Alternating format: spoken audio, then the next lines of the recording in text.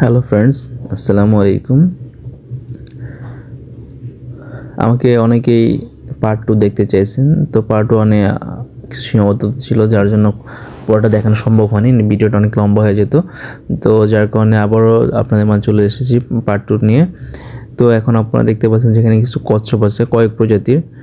তো সমুদ্রে যারা থাকে বা এর সাথে যারা জড়িত আছে, এরা অনেক প্রকার কচ্ছপ দেখতে পায়। তার মধ্যে এখানে অল্প কয়েক প্রকার কচ্ছপ আছে। মূলত এগুলো অ্যাকোরিয়াম কচ্ছপই বলা যায়। তো দেখতে পাচ্ছেন কচ্ছপগুলো দেখতে যথেষ্ট সুন্দর। তো এখন আমরা হাঁটতে সামনের দিকে যাচ্ছি। তো এইখানে একটা কৃত্রিম ঝর্ণা তৈরি করা হয়েছে, যা দর্শকদের চাহিদার কথা বিবেচনা করে।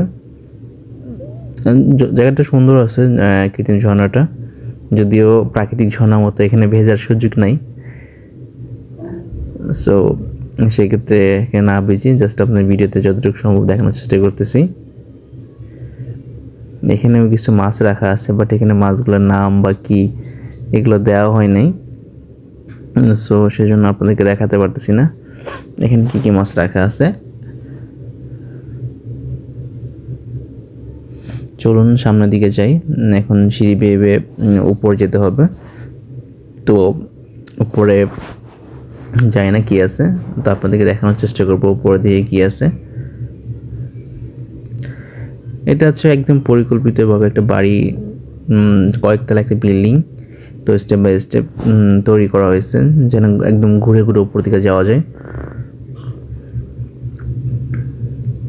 তো এখন সিঁড়ির উপর থেকে নিচে দেখাচ্ছে। জায়গাটা অনেক সুন্দর, পুরোটাই পাথর দিয়ে তৈরি করা। তো যার জন্য সৌন্দর্যটা আর অনেক বেশি বাড়িয়ে দিয়েছে আপনাদেরকে।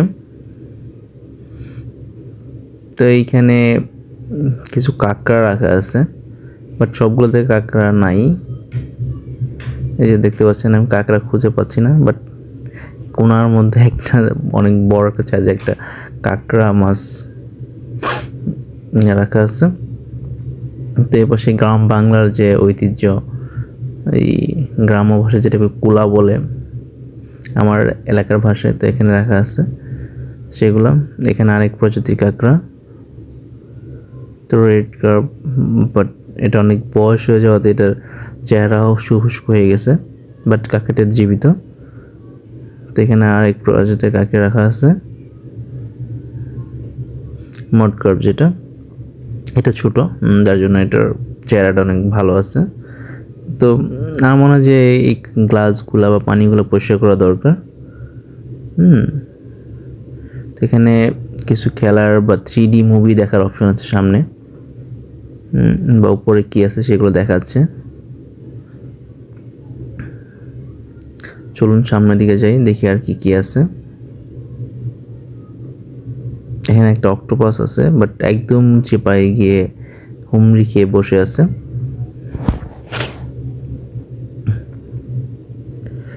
এখানে অনেক প্রকার শামুক আছে, আপনারা দেখতে পারবেন।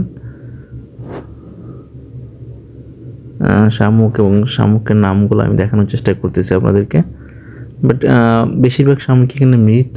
জীবিত শামুকের পরিমাণ খুবই কম। বাট এখানে একটা কাঁকড়া রাখা আছে। তো এখানে আসলে যেটা হবে যে আপনার একদম রুট লেভেল থেকে যে সমুদ্র সম্পর্কে খুব ভালো একটা ধারণা হবে। আমার মতে এখানে অন্তত একবার হলেও সবাইকে আসা উচিত, দেখার জন্য, জানার জন্য, বোঝার জন্য যে আসলে সমুদ্রের জিনিসটি কী, সমুদ্রে যে কী পরিমাণ বিশাল। আমরা প্রকৃতিতে যতটুকু সৌন্দর্য দেখি, তার থেকে হাজার গুণ সৌন্দর্য সমুদ্রের মাঝে লুকায়িত আছে, যা কেউ সমুদ্রে না গেলে বুঝতে পারবে না। আমরা যারা কক্সবাজার বা অনেক সমুদ্র অঞ্চলে যাই, এই শামুকগুলো দেখে থাকি। বাট এই শামুকগুলো তখন বিক্রি হয় যে শামুকের দোকানগুলোতে নর্মালি বিক্রি হয়, বাট ওই শামুকটা তাজা ছিল। এখানে যে শামুকগুলো আছে সবগুলোই মৃত শামুক, জাস্ট ওই মানুষকে জানানোর জন্য, বোঝানোর জন্য রাখা হয়েছে। তো শামুক আসলে খুব বেশি একটা জীবিত থাকে না, কারণ এখানে পানির একটা ব্যাপার থাকে।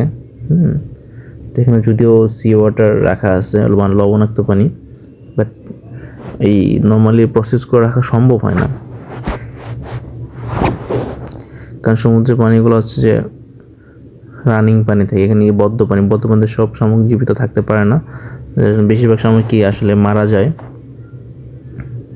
আর একটা শামুক মারা গেলে প্রায় সব শামুকই মারা যায়।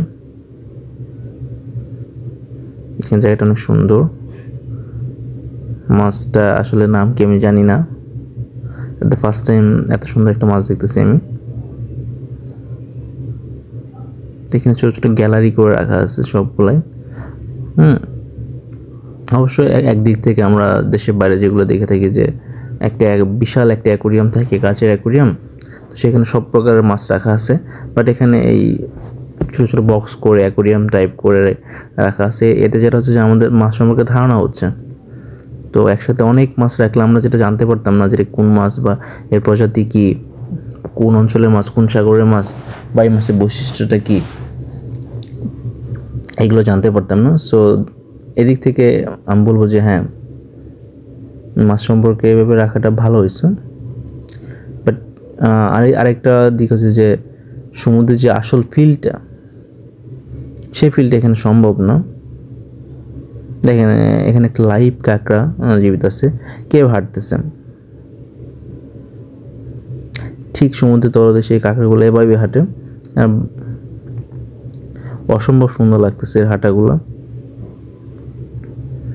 তো আমি ক্যামেরাটা একদম খুব কাছ থেকে ধরাতে, তো এটাও ক্যামেরার আবার আসবে সরে যাচ্ছে আবার আগের জায়গাতে স্থির হয়ে থাকার জন্য। এটা হচ্ছে বোল ফিশ, অনেক দামি একটা মাছ, সমুদ্রে খুব কমই পাওয়া যায় এই মাছগুলা। বাংলাদেশের গভীর জলের গ্রাউন্ড অঞ্চলে এই মাছগুলো মূলত পাওয়া যায়। তো এখানে অনেক রঙিন মাছ রাখা আছে, যেগুলো অ্যাকোরিয়াম ফিশ মূলত। মাছগুলো একসাথে অনেক রঙিন থাকে, দর্শনও সুন্দর লাগতেছে। এখানে পুঁটি জাতীয় মাছ রাখা আছে। আসলে এটা কি দেখানোর চেষ্টা করব, রাজ কাঁকড়া। আমি এটা কখনো দেখি নাই, প্রথমে এটা আমি দেখে মনে করছিলাম যে স্টিংরে, বাট আসলে এটা স্টিংরে না, এটা রাজ কাঁকড়া। এখানে অনেক দর্শনার্থী আসে মোটামুটি। আমি যখন এখানে ঢুকেছি তখন খুব একটা ছিল না, তো আস্তে দেখি দর্শনার্থীর পরিমাণ বাড়তেছে যত বিকেল হচ্ছে। আমি চেষ্টা করতেছিলাম যে কম দর্শনে থাকা অবস্থায় যেন এটা দেখে শেষ করে চলে আসতে পারি, কারণ তখন দেখতে সুবিধা হয়, ভিডিও করতে সুবিধা হয়। দ্যাটস আমি আর্লি চলে আসার চেষ্টা করতেছিলাম।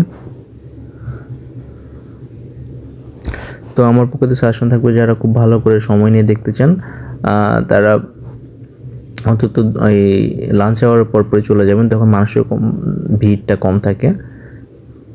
আর যারা সময় কম পছন্দ করেন তারা হয়তো বিকেলে যেতে পারেন, ইভিনিং টাইমে যেটা। সো এখন এই জায়গাটা হচ্ছে ফাঁকা আছে। তো সামনে আমি দেখতে পাচ্ছিলাম যে এখানে কি মাছের দ্বারা ওই থেরাপি দেওয়া হয়। আসলে জিনিসটা কি এবং কেমন উপকারিতা সেটা আমি জানি না। তো এখানে যে দেখতেছিলাম যে অনেক পিচ্ছি বা অনেক বড় মানুষ ওই মাছ দিয়ে থেরাপি দিচ্ছে, ফিশ ফুড থেরাপি যেটা বলে আর কি। মাছগুলো পায়ের চামড়া বা ওই রক্ত সঞ্চালন বাড়ায়, এটা তো আমি যতটুকু শুনেছি।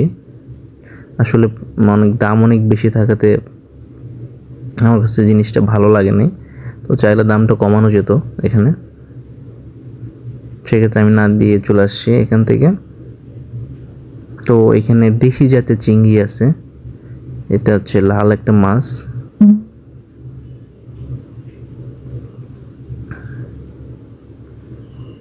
তো এখানে এটি কি আসলে দেখবো, এটা পুঁটি মাছ, গ্রাম অঞ্চলে যে নদীর মাছগুলো থাকে। হ্যাঁ, এখানে সব যে সাগরের মাছ রাখা যায় তা না, এখানে নদী বা নালা অঞ্চলে যে মাছ বা এরকম অনেক মাছই রাখা আছে, অ্যাকোরিয়াম ফিশ। তো পাশে দেখানো ছিল যে 3D মুভি 30 মিনিটসে। তো এইগুলো ফিশ ফুড মাছ যেটা আর কি, ওখানে দেখাচ্ছিলেন যে এই পায়ের চিকিৎসা করা হয় বা থেরাপি যেটা আর কি। তো এখানে এই 3D মুভি যেটা হচ্ছিল যে 30 মিনিটের একটা লাইভ শো হচ্ছে, প্রাইসটা অনেক বেশি, যার কারণে আমি এখানেও যাই নাই। তো আপনারা চাইলে এখানে দেখতে পারেন, যেটা ওনারা যেটা বলতেছিল যে একদম লাইভ যে অ্যাক্টিভিটি যেগুলো থাকে সাগরের নিচে, তো সেগুলো দেখানো হবে। বাট অ্যাজ এ সিম্যান যেহেতু আমি সাগরে থাকি বা ফিশিং শিপে জবও করেছি, সেক্ষেত্রে আমার এখানে যাওয়ার প্রতি খুব একটা আগ্রহ জাগে নাই। এটা জেলিফিশ, এটা সাগরে প্রচুর পরিমাণে পাওয়া যায়। এখন ইদানিং বাংলাদেশ ওই যে অঞ্চলটা আছে সাগরের, তো এই অঞ্চলে প্রচুর পরিমাণ এগুলো পাওয়া যায়, যা আমাদের বলা যায় এক প্রকার সাগরের জন্য ক্ষতিকর। তো অলমোস্ট এখানে যে সি এরিয়াগুলো আছে বা এই মাছের যে এরিয়াগুলো আছে এগুলো শেষ হয়ে যাচ্ছে। এখন এই যে এখানে যেটা যে আমরা যখন এন্ট্রি করতেছিলাম তখন এখানে আমাদেরকে ছবি তোলা হয়েছিল, ওয়েলকাম পিকচার। তো আমাদেরকে বলা হয়েছিল যে উপরে গেলে ছবিগুলো আমরা নিতে পারবো। আসলে কথাটা পুরোপুরি ঠিক না। তো এখানে ছবিগুলো নিতে হলে প্রিন্ট করে নিতে হবে। তা আমরা তো বুঝতে পারছিলাম যে হয়তো ছবিগুলো না প্রিন্ট ছাড়াই আমরা ওই যে মোবাইলে যে শেয়ারিং সিস্টেম থাকে সিস্টেমে নিতে পারবো না, প্রিন্ট করে নিতে হবে, যার জন্য একটা অ্যামাউন্ট দিতে হবে এদেরকে। তো এইখানে যারা ওই শামুক বা জুয়েলারি শপ যেটা আর কি সমুদ্র অঞ্চলগুলোতে যেটা পাওয়া যায়, তো এটা জুয়েলারি প্লেস। তো আমাদেরকে ভিডিও করতে মানা ছিল, তার জন্য ভিডিও করতে পারতেছি না পুরোটা। তো আজ এখানে শেষ, আমি অল্প কিছু শিপে জয়েন করবো। সো নতুন নতুন ভিডিও নিয়ে আবারও হাজির হব। সে পর্যন্ত ভালো থাকবেন, সুস্থ থাকবেন। আল্লাহ হাফেজ।